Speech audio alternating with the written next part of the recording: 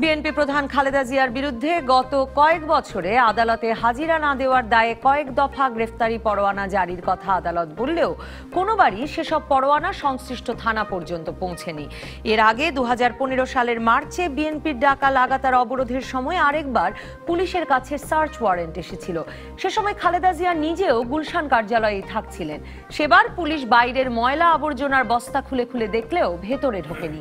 কিন্তু গতকাল শনিবার খুব সকালে এক অজ্ঞাতনামা ব্যক্তির করা জিডির উপর ভিত্তি করে ম্যাজিস্ট্রেটের দেওয়া সার্চ ওয়ারেন্ট নিয়ে এসে খালেদা জিয়ার গুলশান কার্যালয়ে তালা ভেঙে ঢুকে তল্লাশি চালায় পুলিশ।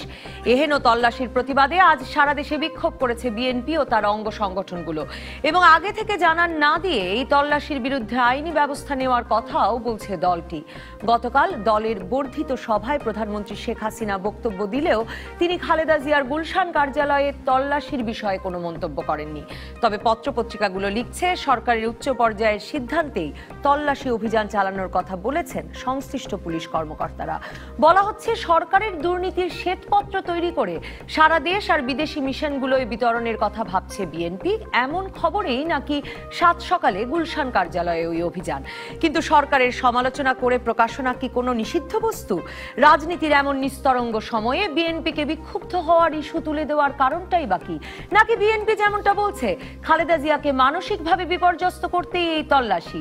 এসব নিয়ে আলাপে আজ রাজকাহন স্টুডিওতে আছেন সুপ্রিম কোর্ট আইনজীবী সমিতির সভাপতি ও বিএনপির vice chairman advocate Zainul Abedin, Bangladesh bar council finance কমিটির চেয়ারম্যান অ্যাডভোকেট শামীম রেজাউল করিম এবং বাংলাদেশ সুপ্রিম কোর্টের আইনজীবী ডক্টর শাহদিন মালিক। স্বাগত আপনাদের তিনজনকেই। আমি অ্যাডভোকেট জয়নুল আবেদিন, আপনাকে দিয়েই শুরু করতে চাই যে আজকে আওয়ামী লীগ সাধারণ সম্পাদক বলেছেন যে গোয়েন্দা তথ্যের ভিত্তিতেই এমন হয়েছে, তিনি স্বরাষ্ট্রমন্ত্রী এবং আইজিপির সাথে কথা বলে তেমনটা জানতে পেরেছেন এবং আপনাদের আমলে কি কি হয়েছিল সেগুলো তিনি বলেছেন। কিন্তু গোয়েন্দা তথ্যের ভিত্তিতে করা এই অভিযানের ফলাফল তো শূন্য, মানে তল্লাশি করে তো পুলিশ কিছু নিয়ে যেতে পারেনি সেখান থেকে। ধন্যবাদ নবনীতা, আপনাকে ধন্যবাদ দর্শক শ্রোতা যারা দেখছেন এই রাতে ডিবিসি টেলিভিশন, তাদের সকলকে। বিষয়টি তল্লাশি, কে কি বললেন সেটা বড় কথা নয়। একটি রাজনৈতিক দলের অফিস এবং সেই রাজনৈতিক দলটি বাংলাদেশের গণতান্ত্রিক রাজনৈতিক দল, কোনো নিষিদ্ধ দল নয়। এবং সেই দলের আপনার কার্যালয়ে ভোর সকাল থেকে দুই দিকের রাস্তা বন্ধ করে দিয়ে তল্লাশি করা হয়েছে। তল্লাশি পুলিশ করতেই পারে। আদেশও নিয়েছে, একজন অজ্ঞাত ব্যক্তি নাকি ইনফরমেশন দিয়েছে যে এই কার্যালয়ের মধ্যে বেশ কিছু দলিলপত্র আছে, কাগজপত্র এসছে। আমি পরে বলছি সেই জিনিসগুলো কি। তো ট্রাকে ভরে নিয়ে এসেছে এবং সেই জিনিসগুলো সারা বাংলাদেশে বিতরণ করবে। কাজেই এইটা এখনই বন্ধ করে দিতে হবে। যাই হোক, আদেশ থেকে শুক্রবার দিন যেদিন কোনো কোর্ট আদালত নাই, সেদিন একটি সার্চ ওয়ারেন্ট নিয়ে এসেছে। এটা মানে পরবর্তীতে যেটা জানা গেছে আর কি। আমাদের স্বাধীন মালিক সাহেব ভালো করে জানেন, সমরে যাতে আরো ভালো জানেন, বিকজ সে সবসময় এগুলো নিয়ে ঘাটাঘাটি করেন, মামলা মোকদ্দমা করেন, ক্রিমিনাল মামলা মোকদ্দমা করেন। প্রত্যেকটা জিনিসেরই একটা আইনগত গেলে সেখানে মানুষের আর প্রশ্ন থাকে না। এখানে প্রথমত ম্যাজিস্ট্রেটের আদেশটি নিয়েছে একটি আপডেটে এবং সেখানে একটি অজ্ঞাত ব্যক্তির কথা বলেছে যেটা কোনো আইনে নাই। এটা তো একটা নিয়েছে। যাই হোক, তারপরে সিআরপিসির 103-এর মধ্যে আছে, যদি আমাকে কেউ এই মুহূর্তে চ্যালেঞ্জ করে আমি কিন্তু দেখাতে পারবো যে কোথাও সার্চ করতে হলে আশেপাশের অন্তত গণ্যমান্য 2 জন ব্যক্তিকে ডাকতে হবে, ডেকে তারপরে একটি ভবন সার্চ করা যায়। এখন তারপরে আরো বিষয় আছে সেখানে, হচ্ছে যে ওইখানের যদি ওই মালিক থাকে তাকে বলবে যে আমরা সার্চ করতে আসছি, আপনি খুলে দেন বা কিছু ইত্যাদি ইত্যাদি। একটি অফিসে তালা ভেঙে ঢুকতে হবে এবং তালা ভেঙে ঢুকে তারপরে আপনার সার্চ করতে হবে, এইটা আমাদের সিআরপিসিতে এইভাবে পারমিট করে না। বিষয়টি হচ্ছে সমস্ত উদ্দেশ্যমূলক, এবং এটা পরবর্তীতে আওয়ামী লীগের যে সাধারণ সম্পাদকের বক্তব্যতেও বোঝা যাচ্ছে যে এটা সরকারের উচ্চ মহলের নির্দেশে, পুলিশের কোনো কারবার না। তো সেই জন্য বলছি, একটি রাজনৈতিক দলের অফিস, চেয়ারপারসনের অফিস, গণতান্ত্রিক রাজনৈতিক দলের অফিস, এইভাবে একটি গণতান্ত্রিক দেশে যেখানে একটা সংবিধান আছে, সংবিধানের অধিকার আছে, সেখানে এরকম মেলাফারি কার্য করাটা কতটা সমীচীন হয়েছে এটা দেশবাসী বিবেচনা করে। অ্যাডভোকেট জয়নুল আবেদিন, আপনি কাল থেকেই সংবাদ মাধ্যমে বলছেন যে আপনারা আইনি ব্যবস্থার কথাও ভাবছেন। কি ধরনের আইনি ব্যবস্থার কথা ভাবছেন সেটা শুনবো আপনার কাছে আমি আবার যখন ফিরবো। কিন্তু অ্যাডভোকেট সমর রেজাউল করিম, আপনার কাছে যেতে চাই যে একটা ব্যাখ্যা যদি বলেন, একে এরকম একটা ব্যাখ্যা পাওয়া গেল, অবশ্য আওয়ামী লীগ সাধারণ সম্পাদক বললেন যে তিনি স্বরাষ্ট্রমন্ত্রী গতকাল সারাদিন, আজ আধা বেলা পর্যন্ত আসলে কোনো ব্যাখ্যাই ছিল না যে কেন এই তল্লাশি গোয়েন্দা তথ্যের ভিত্তিতে হয়েছে। তার মানে তো বোঝা গেল গোয়েন্দা তথ্য ভুল ছিল, কারণ তল্লাশি চালিয়ে যখন লিখে আসতে হলো যে তল্লাশির ফলাফল শূন্য। ধন্যবাদ। দেখুন, গোয়েন্দা তথ্য সবসময় সঠিক নাও হতে পারে। যেমন আমাদের বিডিআর এর ভিতরে যে ভয়াবহ নৈরাজ্যকর অবস্থা ঘটলো, আমাদের মেধাবী কিছু সেনা কর্মকর্তারা নিষ্ঠুর হত্যাকাণ্ডের শিকার হলেন, গোয়েন্দা তথ্যই সেখানে পাইনি। কাজে গোয়েন্দা তথ্য, গোয়েন্দা ব্যবস্থা খুব ভালো না। যেমন মাননীয় প্রধানমন্ত্রী শেখ হাসিনাকে 2004-এর 21শে আগস্ট গ্রেনেড হামলা করা হলো, সে সময় কিন্তু একটা সরকার ছিল, বিরোধী দলীয় নেত্রী মিটিং করতেছে রাজধানীর উপকণ্ঠে দলীয় অফিসের সামনে, সেখানে কি হতে পারে না পারে সম্ভাব্য একটা রিপোর্ট কিন্তু সরকারের কাছে যায়। সে সময় কিন্তু আমরা কোনো গোয়েন্দা তথ্য দেখিনি। কাজে এই গোয়েন্দা ব্যবস্থা বাংলাদেশও ওইভাবে ডেভেলপ করেনি।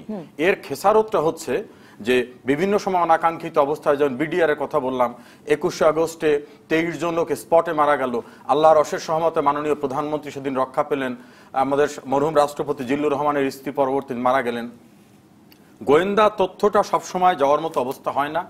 এই জন্য আমার মনে হয় যে বিএনপির অফিসে সার্চ করতে গিয়ে যে গোয়েন্দা তথ্যের ভিত্তিতে করেছে, দুটো জিনিস হতে পারে। এটা হলো তথ্যটি সঠিক ছিল না, আর একটা হতে পারে তথ্য পাওয়ার পরে তারা থানা একটা জিডি করা, আদালত থেকে পারমিশন নিয়ে আসা, এটা কিন্তু এমন ভাবে হয়নি খবর পেয়ে গিয়ে বিএনপি অফিস তল্লাশি শুরু করেছে, তা না। ইন ডিউ প্রসেস ম্যাজিস্ট্রেটের কাছ থেকে অনুমতি নিয়ে এসে করেছে। কিন্তু মানে আপনাকে সেটা বিস্মিত করে কিনা, মানে আমি কোথাও দেখছিলাম, কোন পত্রিকায় দেখছিলাম শনিবার করা অজ্ঞাতনামা ব্যক্তির জিডি, কোথাও লিখেছে শুক্রবার। তো ধারণা করা যায় যে শুক্রবার হয়তো দিবাগত রাত বা সন্ধ্যা, মানে আমি জানি না, মানে শুক্রবার শনিবারের মাঝামাঝি একটা সময়ে একটা জিডি হলো এবং তারপরেই সার্চ ওয়ারেন্ট বেরিয়ে গেল, এবং সেই গোয়েন্দা তথ্যের ভিত্তিতে ভোর 7টায়, মানে 6টা 6:30 থেকে চারদিক ঘিরে ফেলা হলো, ভোর 7টায় ঢুকে পড়া হলো তালা ভেঙে গুলশান কার্যালয়ে। মানে এ কি শুধুই গোয়েন্দা তথ্য নাকি এই তথ্য তো মানে এর মধ্যে অন্য তৎপরতাও আপনি দেখেন? দেখুন, দুইটা দিকে এটা আলোচনা করা যেতে পারে। প্রথমত নেগেটিভটাকে যদি আমি ধরি, তাহলে এর মধ্যে পজিটিভটা যদি আপনি আমাকে একটু বুঝিয়ে বলেন। পজিটিভটা হচ্ছে এইটা, বাংলাদেশের রাষ্ট্র ব্যবস্থায় বিভিন্ন সময় অনাকাঙ্ক্ষিত ভয়াবহ ঘটনা ঘটে যাওয়ার প্রেক্ষিতে জান দিতে হয়, রাষ্ট্রীয় পরিস্থিতি অস্থিতিশীল হয়ে ওঠে। যেমন 21শে আগস্ট বললাম, বিডিআর এর কথা বললাম। যদি কোনো তথ্য থেকে থাকে, সে তথ্যের ভিত্তিতে একটা সার্চ করার ভিতর থেকে অনাকাঙ্ক্ষিত কোনো পরিস্থিতি আসছে কিনা সেটাকে পুলিশ ফাইন্ড আউট করার যে তৎপরতাটাকে, এটাকে স্বাগত জানাতে হবে। এবং আরেকটা জিনিস হলো যে এটা কিন্তু পুলিশ ইচ্ছা করে ঢোকেনি, তারা ম্যাজিস্ট্রেটের কাছ থেকে পারমিশন নিয়ে তারপর তারা সেখানে গিয়েছে।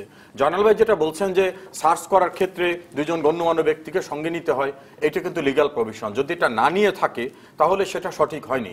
কিন্তু প্রাথমিক অবস্থায় দেখা যায় ইন ডিউ প্রসেস একটি কম্পিটেন্ট আদালতের অনুমতি নিয়ে কিন্তু তারা সার্চ করেছেন। এইটা হলো পজিটিভ। আর নেগেটিভটা হলো দৃশ্যমান অবস্থা যেভাবে যা সার্চ করা হলো, এটাকে কোনোভাবে সৌন্দর্যপূর্ণ একটি ঘটনা হিসেবে আমরা দেখতে পারি না। ডক্টর স্বাধীন মালিক, মানে বিষয়টা ইন ডিউ প্রসেস তো বটেই, মানে সার্চ ওয়ারেন্ট ছিল, জিডি ছিল একটা, কিন্তু আমরা কি আসলে এই ডিউ প্রসেস নিয়ে প্রশ্ন তুলি এই কারণে যে কখনো গ্রেফতারি পরোয়ানা মাসের পর মাস পৌঁছয় না, কিন্তু বলা হয় যে কোনো সময় গ্রেফতার, কখনো আবার শুক্রবারে বা শনিবারে করা জিডির ভিত্তিতে সার্চ ওয়ারেন্ট নিয়ে আসলে তল্লাশি করতে ঢুকে পড়া যায়। মানে ডিউ প্রসেস আসলে কতটা ডিউ? মানে এখানে যেটা হচ্ছে, যেটা এই ঘটনাটার দুটো দিক, একটা হলো আইনগত দিক, একটা হলো রাজনৈতিক দিক। কিন্তু রাজনৈতিক দিকটা বাদ দিয়ে বোধহয় আইনগত ঠিক দিকটার আছে। কথা বলা যাচ্ছে না। না, ঠিক আছে, না আইনগত দিকটাই, হ্যাঁ এখন আইনগত দিকে জনাব সাহেব যেটা বললেন নিশ্চয়ই ত্রুটি বিচ্যুতি কিছুটা ছিল, এবং আইনগত দিক থেকে এটা মানে নিঃসন্দেহে কেউ আমরা সবাই স্বীকার করব যে ত্রুটি বিচ্যুতি ছিল। আর প্রয়োগটাও হয়েছে খুব মানে এত আইনের সকালবেলা এত জোর, এটা সাধারণত তো দেখা যায় না। কিন্তু এখন আইনগত দিকেও যেটা আমাদের খুবই আনফর্চুনেট যেটা হলো যে বিশেষত ফৌজদারি বিচার ব্যবস্থা, ফৌজদারি আইন বহু বছর ধরে যেভাবে রাজনৈতিক উদ্দেশ্যে প্রয়োগ করা হচ্ছে, অতএব এখন যেটা যে কোনো জিনিস ফৌজদারি কোনো কিছু আইনশুদ্ধ হলেও লোকের মনে সন্দেহ হয় যেটা আসলে কি আইনশুদ্ধ হয়েছে নাকি এর পিছনে কোনো কারণ আছে, এটা বুঝতে হবে। আমি একটু বড় দাগে যদি যাই, আমাদের আইনের ব্যাপারগুলি এত বেশি রাজনৈতিক কারণে ব্যবহার হচ্ছে, ফলে কিন্তু আইনের উপরে বা মানে পুলিশ যদি এখানে কথা পুলিশ যখন সার্চ করে কিছু পেত, মানে খারাপ অপরাধমূলক কিছু পেত, আমার ধারণা দেশে বেশিরভাগ জনগণ এটা বিশ্বাস করতো না। মানে হয়তো পুলিশ নিয়ে গিয়ে বসিয়ে রেখেছে বা বিএনপির স্থায়ী কমিটির সদস্য নজরুল ইসলাম খান এরপরেও বলেছেন যে পুলিশ কিছু রেখে এলো কিনা ওনাদের এই সন্দেহ আছে। হ্যাঁ, না রেখে আমি যেটা বলছি, এবং এইটা যে আমার ধারণা যেটা বলি, যদিও আমরা এখানে কি পেয়েছি অনেক কিছু পেতে পারে, কিন্তু আমার মনে হয় যে সাধারণ মানুষের বেশিরভাগ মানুষের বিশ্বাস করতো না। মানে আমি একটু সমস্যাটা আরো গভীর হয়ে গেছে যে যখন একটা দেশে আইন বিচারের উপরে লোকের আস্থা দিন দিন কমে যায়, এবং কমে যায় হলো এইসব ঘটনাগুলির কারণে। আর আমি যেটা বারবার বলি, মানে এর শুরু কিন্তু হয়েছিল বিএনপির ওই যৌথ অভিযান দায়মুক্তি আইন দিয়ে, যখন ওই যে মানে এত লোক মারা হলো, পার্লামেন্ট আইন পাস করে বললো যে কারো বিচার হবে না। আমি যেটা বলি মানে আগেও আমাদের বঙ্গবন্ধু হত্যাকাণ্ডেরও তাই, হ্যাঁ আগেও অনেকটা আগেও ছিল, মুক্তির জন্য স্পেশাল করা হলো 2006 সালে যে অপারেশন ক্লিন হার্টের সঙ্গে যারা সম্পৃক্ত হবেন তাদের কোনো বিচারের আওতা আনা যাবে। আমি বলছি ওইখান থেকে যে আমাদের যে এই ধরনের ফৌজদারি বিচার ব্যবস্থার যে অপপ্রয়োগ শুরু হলো, এটা মানে দুর্ভাগ্যজনকভাবে এটা বাড়ছে। ফলে যেটা এখন আইন প্রয়োগকারী সংস্থা তারাও যে অবস্থায় গেছে, তারা যদি একেবারে সঠিক কোনো খবর থাকতো এবং ধরে নিলাম যে তর্কের খাতিরে ওখানে আসলেই কোনো অপরাধমূলক জিনিস হতো, ওইটা তারা আবিষ্কার করতো, আমার মনে হয় দেশে বেশিরভাগ মানুষেরা বিশ্বাস করতো না। এইটা হলো আরও আমাদের গভীর সমস্যা। হ্যাঁ, আর যেভাবে করেছে যেটা আসছে যে আমরা খুব খটকা লাগে যে অজ্ঞাত ব্যক্তি এমনি আমরা জিডি করতে। আমি এই প্রশ্নটাও করতে চাই যে অ্যাডভোকেট জয়নুল আবেদীন কি নিয়ম মানা হয়নি সেটা বলছিলেন, কিন্তু ধরুন একজন অজ্ঞাত ব্যক্তির জিডি মানে কে আমার বিরুদ্ধে অভিযোগ করেছেন এটা কি জানাতে আসলে কেউ বাধ্য নন? না, সাধারণভাবে তো আমার জানার অধিকার আছে, হ্যাঁ, কিন্তু আইনগতভাবে বাধ্য নয়। না, আইনগতভাবে জনসাধারণ কনফিডেন্সিয়াল ইনফরমেশন কিন্তু ল এনফোর্সিং এজেন্সি থাকতে পারে, জানাতে বাধ্য না। কিন্তু যে মানে সাধারণত যে জিডি নামে হয়, আর এখানে এমন কিছু না যে বিরাট জঙ্গিবাদী অনেক বোমা পাওয়া যাবে ওরকম তো কোনো নিশ্চয়ই জিডি ছিল না। জিডিতে কি বলা ছিল সেটাও কিন্তু আমরা বোধহয় জানি না। বলা হয়েছে গুলশান কার্যালয়ের কথা, এটা যে বিএনপি চেয়ারপারসনের গুলশান কার্যালয়, আমাদের দর্শকরা দেখতেও পাচ্ছেন জিডি বিস্তারিত, সেটা বলা নাই, কিন্তু গুলশান থানাধীন রোড নম্বর 86 বাড়ি নম্বর 6 এর আশপাশের এলাকায় রাষ্ট্রবিরোধী ও আইন শৃঙ্খলা পরিপন্থী সহ নাশকতামূলক কর্মকাণ্ডে সাধারণ জনগোষ্ঠীকে অংশগ্রহণে আহ্বানমূলক বিভিন্ন বক্তব্য সম্বলিত বিপুল পরিমাণ নাশকতা সৃষ্টির সামগ্রী আছে এই ঠিকানায়, এরকম একটি জিডি। এটাও এখন এই ঠিকানাটা কি, ওখানে কি ওই ঠিকানাটাই হচ্ছে গুলশান কার্যালয়, ওই ঠিকানাটাকে উল্লেখ করে করছে।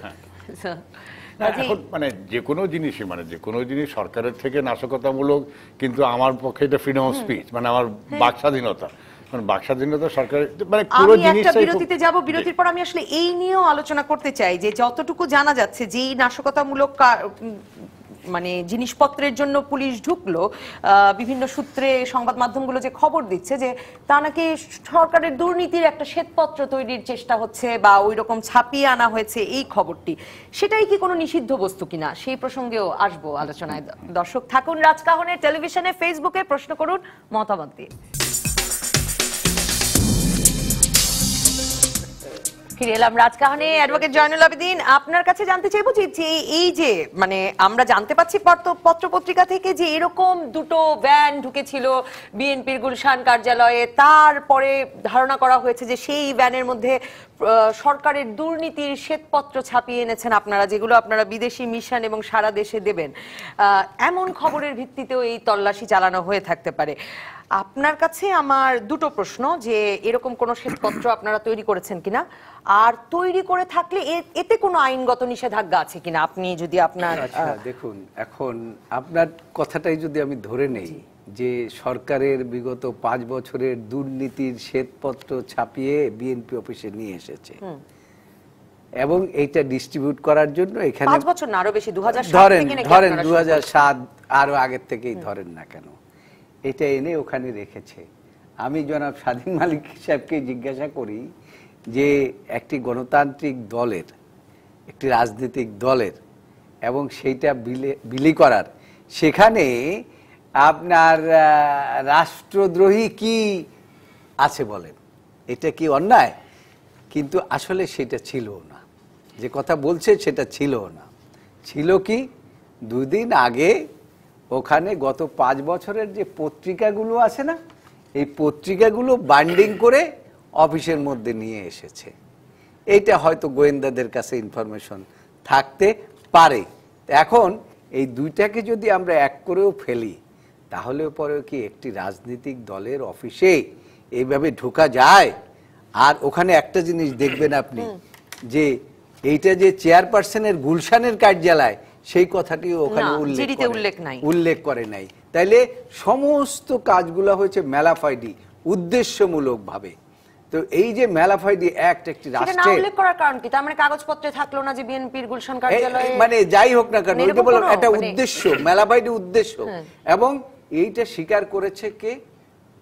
বাংলাদেশ আওয়ামী লীগের সাধারণ সম্পাদক, যে উচ্চ পর্যায়ের, এবং গোয়েন্দা তথ্যটা একটি সরকারের উচ্চ পর্যায়ের থেকে আসছে। তো উচ্চ পর্যায়ে কি ডিসিশন হয়, যে একটি রাজনৈতিক দলের কার্যালয় তল্লাশি করে সেখানে আপনার একটা প্যানিক সৃষ্টি করা, কাছ থেকে তাই জেনেছেন, এই প্যানিক সৃষ্টি করা। তো প্যানিক সৃষ্টি করা কি? একটা রাজনৈতিক দলের মধ্যে একটি প্যানিক সৃষ্টি করার অর্থ হচ্ছে কি, যে একটি দেশের গণতন্ত্রের প্রতি মানুষের অনাস্থা, আইন শৃঙ্খলার সৃষ্টি করতে চাইলো কেন সরকার? এইটা ওই দিনেই আপনি দেখেন, আরেকটি বিষয় লক্ষ্য রাখবেন, ওই দিনই আওয়ামী লীগের বর্ধিত সভা ছিল এবং সেখানে ওবায়দুল কাদের আগের দিন বলেছে যে আমরা আগামীকালকে নির্বাচনের পরিকল্পনা ঘোষণা করব। এখন সরকারের উদ্দেশ্য সরকারই জানেন, কেন সরকার তো সবসময়ই একটি বিরোধী দলকে কোনো কর্মসূচি করতে দেন না। এইটাও একটা হুমকি স্বরূপ, যে কেউ এই মাধ্যমে কিছু না করুক, এই সমস্ত জিনিস হতে পারে। এবং ওনাদের বক্তব্যেই বোঝা যাচ্ছে যে এখানে এইটার পিছনে একটা উদ্দেশ্য ছিল। যে কারণগুলো দেখাচ্ছে তল্লাশি করার, সেই কারণগুলো মোটেও আপনার আইনগতভাবে সিদ্ধ নয় এবং জনগণের কাছে অ্যাকসেপ্টেবল না।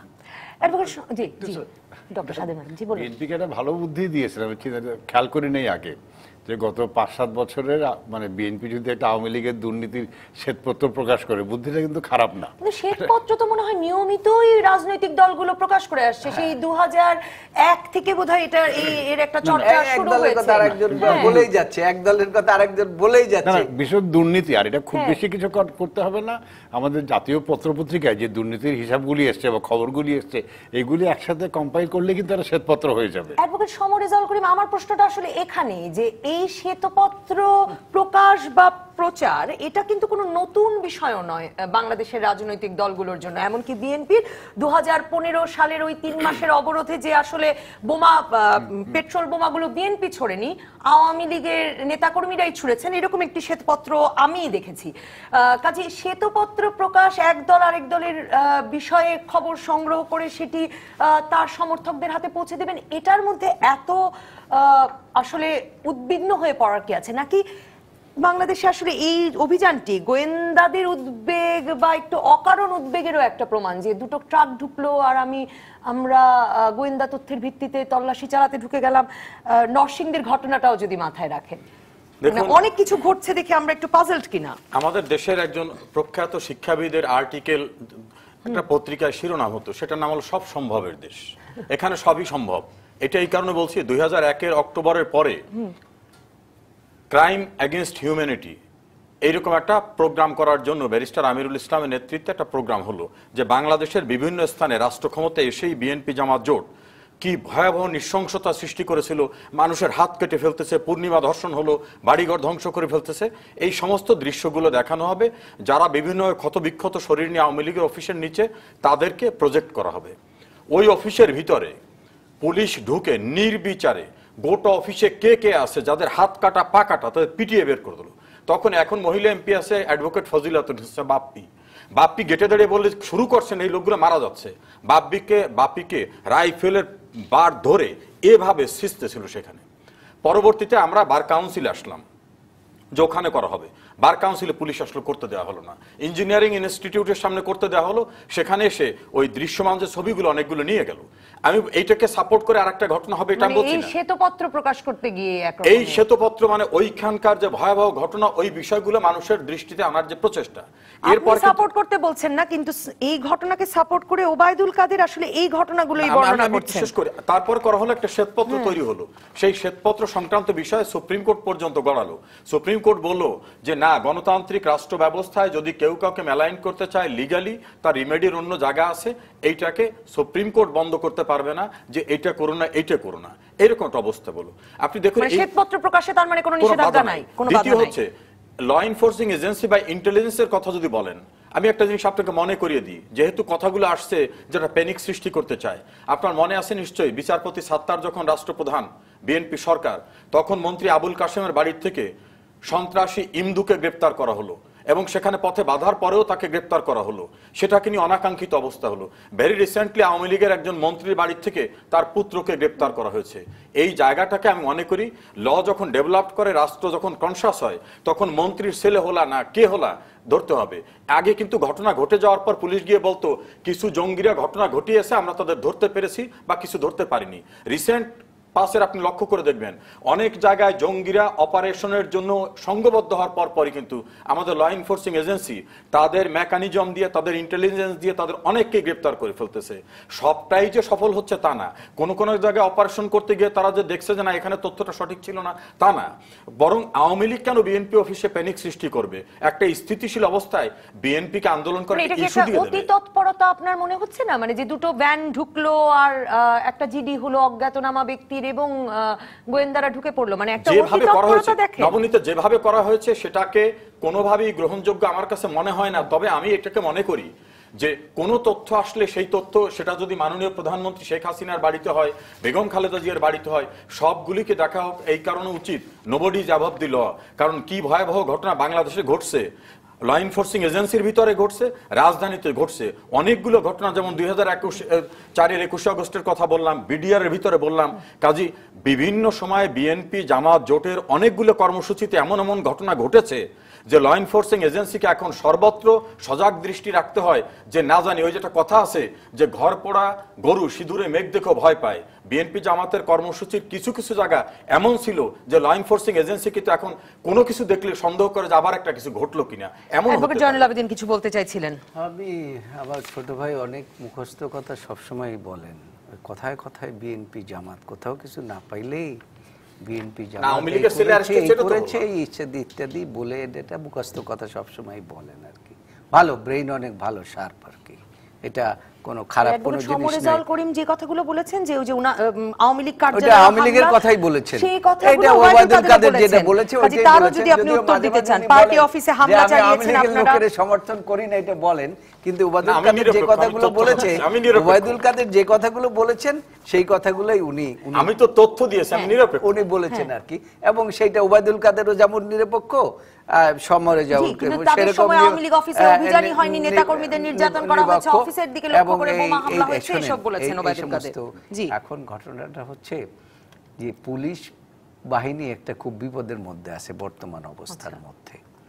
কারণ আপনি দেখবেন আজকে প্রত্যেকের স্টেটমেন্টই হলো যে সরকারের উচ্চ মহল থেকে এটা হয়েছে, মানে উচ্চ মহলটা কারা হয় এটা আগে বুঝতে হবে আর কি। তাহলে পুলিশকে যদি এইভাবে উচ্চ মহল ব্যবহার করে প্রতিটি ক্ষেত্রে, তাইলে তো বড় বিপদ, জনগণ এবং নাগরিকরা খুবই বিপদের মধ্যে আছে। সেই জন্য আমি আমার ছোট ভাইকেও বলবো, দেশবাসীকেও বলবো, আর এই সরকারের কর্তা ব্যক্তিকেও বলবো যে দেশের একটা মানে সুশৃঙ্খল আইন শৃঙ্খলা বাহিনীকে আপনারা এইভাবে করে আপনাদের ইচ্ছা মতো ব্যবহার করবেন না। করলে পরে একটি দেশের মধ্যে সুশাসন হয় না, গণতন্ত্র হয় না, আইনের শাসন হয় না, কোনো কিছুই হয় না, দেশ একটা সুস্থ মতো চলতে পারে। সরকারের সর্বোচ্চ মহল থেকে নির্দেশনা পেয়ে এমন করেছেন, এই কথা অনেক সংবাদ মাধ্যমকে পুলিশের সংশ্লিষ্ট ব্যক্তিরা বলেছেন। আসলে সর্বোচ্চ মহলের অনুমোদন ছাড়া খালেদা জিয়ার কার্যালয়ে ঢোকা সম্ভব কিনা পুলিশের পক্ষে? না, ওইটাই আমি প্রথমে যেটা বলছিলাম যে এই পুরো আমাদের ফৌজদারি বিচার ব্যবস্থাটা রাজনৈতিক কারণে এত বেশি ব্যবহার হচ্ছে, ওই থেকে আপনি যেটা বললেন যে রাজনৈতিক উদ্দেশ্যে এত বেশি ব্যবহার হচ্ছে, অপব্যবহার, হ্যাঁ স্যার, ওইটা এই জন্য একটা ধারণা হবে যে এটা নিশ্চয়ই রাজনৈতিক একটা মানে আদেশ ছিল, ইঙ্গিত ছিল, এবং এই কথাটা হয়তো বেশিরভাগ জনগণই মনে করবে এর পিছনে একটা রাজনৈতিক মহলের একটা মানে, এবং সেটা উচ্চ থেকে উচ্চতর হতে পারে, যে তাদের একটা হয়তো আদেশ ছিল বা সমর্থন ছিল, যেটাই হোক, একটা মানে ইনভলভমেন্ট ছিল। ওবায়দুল কাদের সাহেবের আমি বক্তব্যে আমি কিন্তু খুব হতাশ হয়েছে এই জন্য যে এটা তো দলীয় ব্যাপার না, এটা হয় মানে আইনমন্ত্রীর ব্যাপার অথবা স্বরাষ্ট্রমন্ত্রীর ব্যাপার, এই দুটো জিনিস জড়িত। তো এইসব ব্যাপারে মানে দলীয় যে কোনো ব্যাপারে উনি কথা নিশ্চয়ই বলতে পারবেন দলের সাধারণ সম্পাদক হিসেবে, কিন্তু এটা আইন মন্ত্রণালয়ের ব্যাপার, স্বরাষ্ট্র মন্ত্রণালয়ের ব্যাপার, এখানে ওনার বক্তব্য দেওয়াটাই আমরা এই সীমারেখা। ডক্টর স্বাধীন মালিক সেটা যদি বলেন, সারাদিন তো স্বরাষ্ট্রমন্ত্রী বা আইজিপির তরফেও আমরা সাংবাদিকদের সঙ্গে কোনো কথা দেখিনি, এবং ওবায়দুল কাদেরও যে বলেছেন তিনি আসলে দলীয় ফোরামে বক্তব্য রাখতে গিয়ে একটি মন্তব্য করেছেন, মানে আমাদেরকে জানানোর জন্য যে বলেছেন এমনও নয় না, ওইটাই যেভাবে এসছে মানে পুরো বক্তব্যটা, তখনই যে আমার মনে হয় সংবাদ মাধ্যমের উচিত ছিল আইনমন্ত্রী এবং স্বরাষ্ট্রমন্ত্রীকে বা আইজি পুলিশ ওদের দ্বারস্থ হওয়া। আর ওইটাও আমি হতাশ হয়েছি আরেকটা বড় কারণে, হ্যাঁ উনি যেটা বলছেন যে অতীতে এই ঘটনাগুলি হয়েছে আওয়ামী লীগের অফিসে বা আওয়ামী লীগের বিরুদ্ধে, হ্যাঁ এগুলি তো খারাপ কথা হয়েছে, তাই তো, খারাপ কাজ হয়েছে, অন্যায় হয়েছে, পুলিশের মানে অপপ্রয়োগ হচ্ছে। তো অতীতে পুলিশ আমাদের প্রতি মানে অপব্যবহার করেছে, অপপ্রয়োগ করেছে বা ইয়ে করছে, এখন আমরাও একইভাবে পুলিশকে ব্যবহার, এটা তো কোনো যুক্তি হলো না। মানে নিঃসন্দেহে পুলিশ, সমর রেজাল্ট যেটা বলেছেন, পুলিশ নিঃসন্দেহে অতীতে খারাপ কাজ করছে, কিন্তু পুলিশের থেকে কি হচ্ছে যে পুলিশ সব খারাপ কাজ করে, যেই আমলে খারাপ কাজ করছে সেই আমলে সরকারের সমর্থন পাচ্ছে। তো এটা হয়তো পুলিশটা খারাপ কাজ করতে করতে আমরা পুলিশকেও কিন্তু নষ্ট করে দিচ্ছি, এগুলো অনেক কিছু। আমার যেটা আশঙ্কা হলো এই যে অপব্যবহার ফলে, অপপ্রয়োগের ফলে, যেটা প্রথমে বলছেন লোকজনে বিশ্বাস করে না, এইটা কিন্তু দেশের জন্য একটা দেশের বিশৃঙ্খলা পরিস্থিতি তৈরি করার জন্য, বিচার ব্যবস্থা, আইনের ব্যাপারে যারা আইন শৃঙ্খলা বাহিনীর প্রতি আমাদের যদি আস্থা চলে যায়, আর দুনিয়ার সব দেশে এই রাজনৈতিকভাবে অপপ্রয়োগের জন্য, অপব্যবহারের জন্য আস্থাটা চলে গেছে, ফলে কিন্তু এটা আমাদের সবাইকেই খেসারত দিতে হবে। কারণ অ্যাডভোকেট সমর রেজাউল করিম যেটা বললেন যে আসলে কেউ এই আইনের ঊর্ধ্বে নয়, এটার একটি প্রমাণ সেভাবে আমরা দেখতে পাচ্ছি না কেন? না, হ্যাঁ ওইটা তো মানে রাজনৈতিক অপরাধগুলি সবসময় রাজনৈতিকভাবে ক্ষমতাশীল ব্যক্তিরা করে। এখন 100টার মধ্যে 2টা তো অ্যারেস্ট হবেই, মানে তাহলে তো একেবারে 100টার মধ্যে 2টা, 4টা, 10টা অ্যারেস্ট না হলে তো এটা পুরো মগের মুল্লুক হয়ে যাবে, তখন আমরা আমাদের মগের মূল্য বলে আইনে কোনো শাসন নেই। তো অতএব লোক দেখাতেই হোক বা কিছুটা আইনের শাসন বজায় রাখতে 2, 4, 5, 10 জনকে তো গ্রেফতার করতেই হবে। এখন এইটা নিয়েও যে আওয়ামী লীগের 2 জনকে গ্রেফতার করলো বলে এত বাহবা নেয়, মানে প্রতিদিন পত্রিকা খুললে যে মানে আওয়ামী লীগের লোকজনের যেই মানে সন্ত্রাসী কাজকর্ম হচ্ছে, তার তো আপনি যদি হিসাব করেন 1% অ্যারেস্ট হচ্ছে না।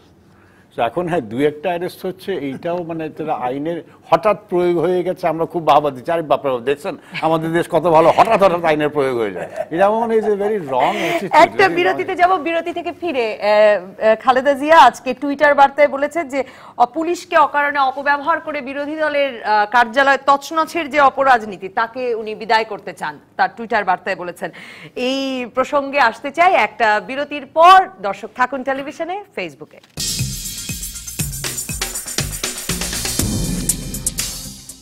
ফিরে এলাম রাজকাহনে। ডক্টর স্বাধীন মালিক, বেগম খালেদা জিয়া বলেছেন যে পুলিশকে কারণে অকারণে অপব্যবহার করে বিরোধী দলের অফিস তছনছ করার মতো অপরাজনীতিকে আমরা বাংলাদেশ থেকে বিদায় করতে চাই। এই টুইট বার্তায় তিনি এই কথা বলেছেন, এই তল্লাশির প্রতিক্রিয়ায়। আপনার এতে প্রতিক্রিয়া কি? আর আমাদের দর্শক RN রাজু তিনি প্রশ্ন করেছেন, বিএনপি নির্বাচনে আসুক, তাকে সত্যিই চায় আওয়ামী লীগ? আপনি যদি রাজনৈতিক বিশ্লেষক হিসেবে সেটা বলেন, কারণ বিএনপির অনেক নেতৃবৃন্দ বলছেন যে নির্বাচন থেকে বিএনপিকে দূরে রাখতে এবং বিএনপিকে বিপর্যস্ত করতে এই হামলা। প্রথম কথা, আমাদের যখন রাজনৈতিক দলগুলি বিরোধী দলে থাকে তখন কিন্তু ভালো কথা ছাড়া খারাপ কথা একটাও বলে না। সো ওইটা আমি জন্য এখন মানে বিরোধী দলে আছে, এখন যা কথা বলবে সব ভালো কথাই বলবে। অতএব এটাতে আমি এই মুহূর্তে, আর উনি যেহেতু একদিন ধরে আছে, আমরা অতীতে অনেক কথা শুনেছি, আমি খুব বেশি এটার পরে, তবে কথাটা যাতে সত্যি হয় সেটা অবশ্যই কামনা করবো, তাই তো? মানে যেটা আমরা সব মিলে আজকে কথা বলছিলাম যে পুলিশের অপপ্রয়োগ, এটা যাতে না হয়, হ্যাঁ আমি আশা করবো যে উনি এটা মিন করেছেন, কিন্তু খুব বেশি ভরসা করব না। আর বিএনপি ইলেকশনে আসবে কি না আসবে, এটা এই মুহূর্তে আমি যেটা ভাবছি, ভুল হতে পারে বা এটা, এটা নির্ভর করবে নারায়ণগঞ্জের অবস্থার মতো অবস্থায়। যদি সরকারি দল নারায়ণগঞ্জের মতো মনে করে যে তারা নির্বাচনে নিঃসন্দেহে জিতবে, মানে আইভি ইলেকশনের কথা বলছে, তাহলে সরকারি দল থেকে এটা সুষ্ঠু নির্বাচনের নিশ্চয়ই উদ্যোগ হবে এবং নির্বাচনটা মানে সুষ্ঠু হবে। কিন্তু সরকারি দলের যদি সন্দেহ থাকে যে নির্বাচনে তারা জিততে পারবে কি পারবে না, যদি সন্দেহ থাকে তাহলে নির্বাচনটা তাদের নিয়ন্ত্রিত নির্বাচন হবে। সো যদি নির্বাচন তল্লাশির সাথে নির্বাচনের তেমন কোনো সম্পর্ক না, এটা অদক্ষ অতি উৎসাহী পুলিশের, মানে এখন তো দক্ষতা যোগ্যতা তো যে কোনো পদের প্রধান মাপকাঠি না। অতএব এটা কিছু এখন যাদের এই সব পদে শুনেছি কি পুলিশের বড় বড় অফিসাররা এটা মানে লিড করেছে, তখন বড় বড় অফিসাররা এখন দক্ষতা যোগ্যতার ভিত্তিতে খুব কমই হন। অতএব হয়তো তারা এটা কিছুটা, আমি বলবো যে এটা এখানে অদক্ষতা অযোগ্যতারও ব্যাপার আছে। হয়তো ভেবেছে যদি কিছু পেয়ে যায় তাহলে তো আমার আরো 2টা প্রমোশন হয়ে যেতে পারে। ওই ধরনের একটা অদক্ষতা অযোগ্যতারও ব্যাপার আমি এখানে একদম উড়িয়ে দিব না।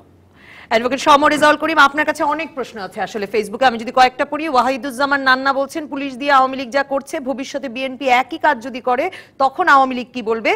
আর জয়নাল আবেদিন বলছে, সাঁওতালপল্লীতে আগুনের ঘটনায় সমর রেজাউল করিমরা নিশ্চুপ থাকেন কেন? আবার রাজনৈতিক দলের কার্যালয়ে তল্লাশি করলে পুলিশের সাফাই গান কোন উদ্দেশ্যে? রেজাউল করিম ইসলামের কাছে প্রশ্ন, বিএনপি করেছে বলে আওয়ামী লীগ করবে? এরকম অনেক প্রশ্ন আপনার কাছে আছে। প্রথম বলি যে দর্শক যে প্রশ্নটা করছেন সাঁওতালপল্লীর ঘটনাটা, তার বোধহয় কোনো ধারণা নাই। সাঁওতালপল্লীর ঘটনাস্থলে গিয়ে এর তীব্র প্রতিবাদ করেছি, সশরীরে সেখানে গিয়েছি, কাজে ওনার হয়তো কোনো তথ্য বিভ্রাট আছে। নাম্বার 2 হচ্ছে বিএনপি আমলে পুলিশ যেটা করছে, বর্তমান আমলে পুলিশকে দিয়ে সেই ঘটনা ঘটানো হবে, এইটাকে সাপোর্ট করার জায়গা নাই। কারণ বিএনপি কালকে ক্ষমতা আসবে না, কথা বলা যায় না। শুধুমাত্র দর্শক শ্রোতাদের উদ্দেশ্যে একটু মনে করিয়ে দিই, আমি একটা দিয়ে আর একটাকে সাপোর্ট করছি না। আমাদের এই বাংলাদেশেই কিন্তু এমন ঘটনা ঘটেছে যে খোদ রাজধানীর উপকণ্ঠে দিদেন বিরোধী দলীয় নেত্রী আজকের প্রধানমন্ত্রীকে গ্রেনেড হামলা করে হত্যার চেষ্টার ঘটনায় সেখানে পুলিশের যারা দায়িত্বরত ছিলেন তারা মুহূর্তের ভিতরে সেখান থেকে আলামত ছড়িয়ে নিয়েছেন। দিদেন পল্টন থানায় মামলা করতে যাওয়ার পর থানা মামলাটি নিল না, এবং পরবর্তীতে এটাকে জজমিয়া কাহিনী নামক একটি কাহিনী করে এই ঘটনাকে সম্পূর্ণ ভিন্ন খাতে প্রবাহিত করার চেষ্টা করা হলো। কেয়ারটেকার সরকার আমলে এটা নতুন করে ইনভেস্টিগেশনের গতি পাওয়ার পরে দেখা গেল যে পুলিশের কিছু কর্মকর্তারাই এই টোটাল ম্যাটারটাকে অন্যদিকে টার্ন করতে চেয়েছিলেন। তখন সেই কর্মকর্তাদের ভিতরে আইজিপি আছে সাবেক, তাদের কনভিকশন হলো। 10 ট্রাক অস্ত্র মামলা নামক একটি মামলা সকলে আমরা চিনি।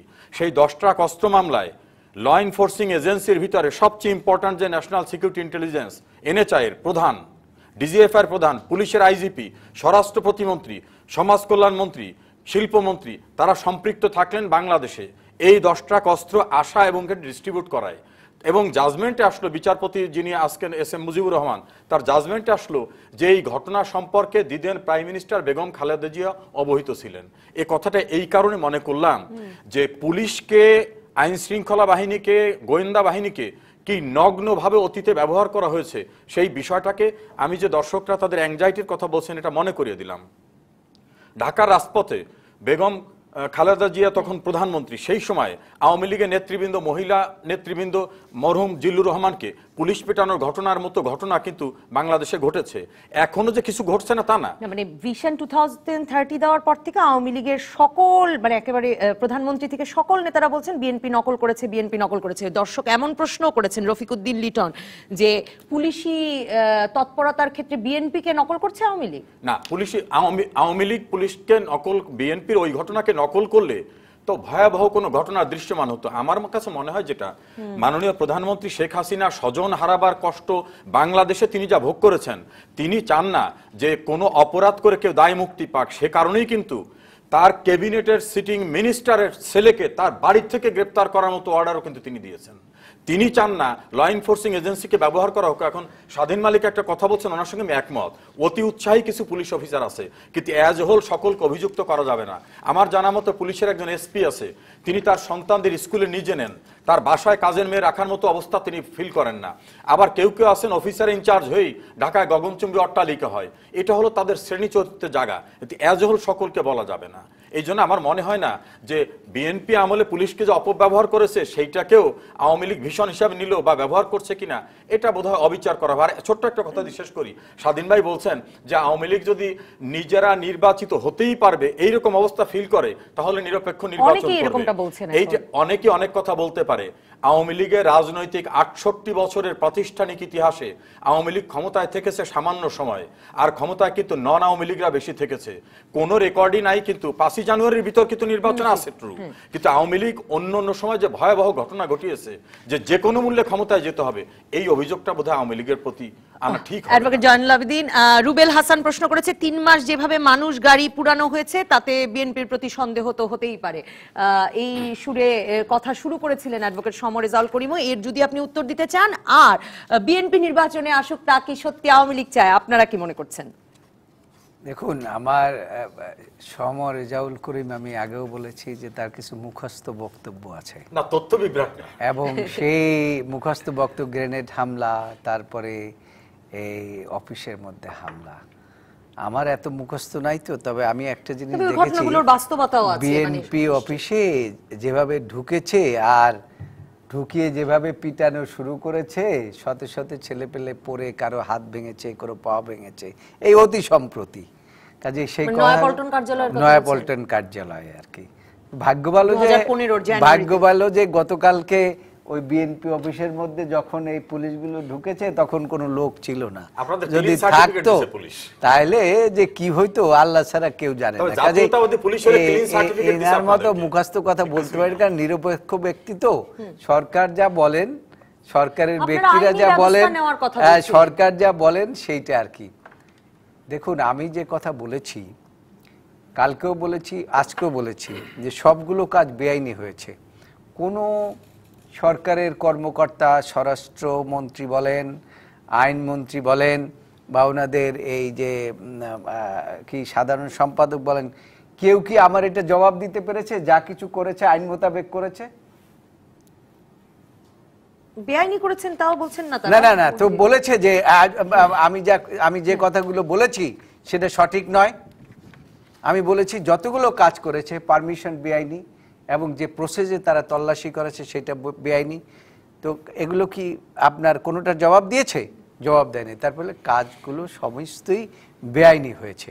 এখন কথাটা হচ্ছে, আপনি বলছেন আইন তো আইনের গতিতে চলবে, বিচারের গতিতে চলবে। সেটা আমি এখন টেলিভিশনের সামনে বললেও কিছু আসবে যাবে না, আর না বললেও কিছু আসবে যাবে। তবে এই সময়ে বিএনপি কে উস্কে দিয়ে সরকারের কি লাভ হলো? পরিষ্কার মানে সারা দেশে আজ বিক্ষোভ হয়েছে, পথে নেমেছে বিএনপি। দর্শক যে প্রশ্ন করেছে, আমি আরেকটু আগে একটি কথা বলেছিলাম, যখন একদিকে একটি রাজনৈতিক দল বলেন যে কালকের থেকে নির্বাচনে আমরা যাব, আর সেই দিনই সকালবেলা একটি রাজনৈতিক দলের উপরে পুলিশি হামলা হয়, তাহলে কি বোঝা যায় যে বাংলাদেশ জাতীয়তাবাদী দল এই নির্বাচনে আসুক সেটা তারা চায়? কখনোই চায় না। কারণ তারা জানে বাংলাদেশ জাতীয়তাবাদী দলের জনসমর্থন, এত জনসমর্থন রয়েছে গ্রামগঞ্জে। যদি নিরপেক্ষ, যে কথা বিএনপি সবসময় বলছে, যদি একটি নিরপেক্ষ সরকারের অধীনে বা নির্বাচনকালীন সরকারের অধীনে বা নিরপেক্ষ নির্বাচন কমিশনের অধীনে যদি ভোট দিতে পারে মানুষ, তাহলে পরে বাংলাদেশ জাতীয়তাবাদী দলের অধিকাংশ পার্লামেন্টের মেম্বার হয়ে আসবেন এবং বিএনপি ক্ষমতায় যাবেন। এবং এই ভয়টাই ভিশন 2030 দেওয়ার পরে আওয়ামী লীগের মধ্যে সুরে বেগম খালেদা জিয়া শুরু করেছিলেন। আজ টুইট বার্তায় আমি সেই সুর দেখতে পাই যে ওনাদের ভয় হয়ে গেছে বিদায় দেওয়া, এবং তিনি যখন বলেন পুলিশকে অকারণে অপব্যবহার করে বিরোধী দলের অফিস তছনছ করার মতো অপরাজনীতিকে আমরা বাংলাদেশ থেকে বিদায় করতে চাই। আপনি কি একটা স্বীকৃতির সুর পান যে তার আমলেও এমনটি হয়েছে, এখনো চলছে, সেই অপরাজনীতিকে তিনি বিদায় করতে চান? আমি সেখানে যেটা মনে করি সেটা হচ্ছে বেগম খালেদা জিয়া জনগণের ভাষা এবং জনগণের মনের কথা বুঝতে পেরেছেন, এবং বেগম খালেদা জিয়া মনে করে যে জনগণকে নিয়ে রাজনীতি করতে হবে, জনগণই হচ্ছে ক্ষমতার উৎস।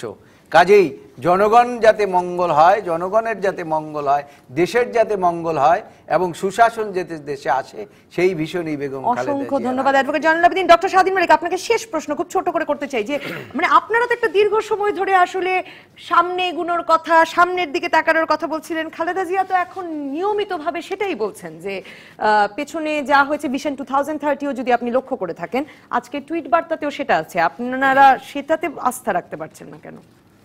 বললাম অতীতটা তো আমাদের অনেক লম্বা, অতীতকে আমরা অতীত- চাই না কিন্তু টেনে আনতে বাধ্য হই। হ্যাঁ, আমাদের দুই প্রধান নেত্রী এবং হোসেন মোহাম্মদ এরশাদ সবাইরই অতীত এখন প্রায় 40 বছরের কাছাকাছি গিয়ে ঠেকছে।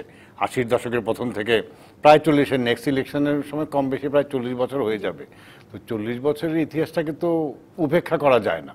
হ্যাঁ, ওইগুলি ভালো করে সব ভালো পথে দুইজনই তিনজনই আসলে নাগরিক হিসেবে আমরা সবাই খুশি হব, কিন্তু ভরসা রাখতে পারছি না। হ্যাঁ, ওকে, একটু আপনার কথা আমি একটু হয়তো সায় দিব যে হয়তো উনি অতীতের কথা ভুলে একটা নতুন সূচনার কথা চিন্তা করছেন হয়তো, এবং চাইবো যে ওইটাই, কিন্তু ওইটাতে খুব ভরসা রাখতে পারছি না। আর একটা ছোট্ট আমি সেটা আমাদের রাজনীতিতে কী হবে, একটা জিনিস আমি খেয়াল করি যে সংবাদপত্রের স্বাধীনতার ব্যাপারটা ওই 2010, 11, 12 যদুর মনে করে বড় বড় সংবাদপত্র কিন্তু খুব বড় বড় করে জনমত জরিপ করতো বছরে একবার।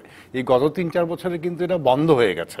এবং আমার ধারণা, আমি কারোর সাথে কথা বলিনি, আমার ধারণা তারা এখন জরিপ করতে ভয় পায়। জরিপের যদি রেজাল্টটা যদি সরকারের বিপক্ষে আসে তাহলে ওই যে আমাদের সংবাদপত্রের সাথে ওই ভয়ে এখন কেউ জরিপ করছে না। ডক্টর স্বাধীন মালিক, একদিন রাজকাহনে এই নিয়ে আলোচনা নিশ্চয়ই করা যাবে, না ভয় পেয়ে। অসংখ্য ধন্যবাদ ডক্টর স্বাধীন মালিক, ধন্যবাদ অ্যাডভোকেট সম রেজাউল করিম, ধন্যবাদ অ্যাডভোকেট জয়নুল আবেদিন, ধন্যবাদ দর্শক যারা সঙ্গে ছিলেন টেলিভিশনে, ফেসবুকে। রাজকাহনের পরবর্তী পর্বে ট্রাম্প হাসিনা সৌদিতে বিষয়ে আলোচনা করবেন সাবেক পররাষ্ট্র প্রতিমন্ত্রী আবুল হাসান চৌধুরী, সাবেক পররাষ্ট্র সচিব শামশের মবিন চৌধুরী বীর বিক্রম এবং জাহাঙ্গীরনগর বিশ্ববিদ্যালয়ের আন্তর্জাতিক সম্পর্ক বিভাগের অধ্যাপক ডক্টর তারেক শামসুর রহমান। সঙ্গে থাকবেন আপনি টেলিভিশনে, ফেসবুকে, ইউটিউবে।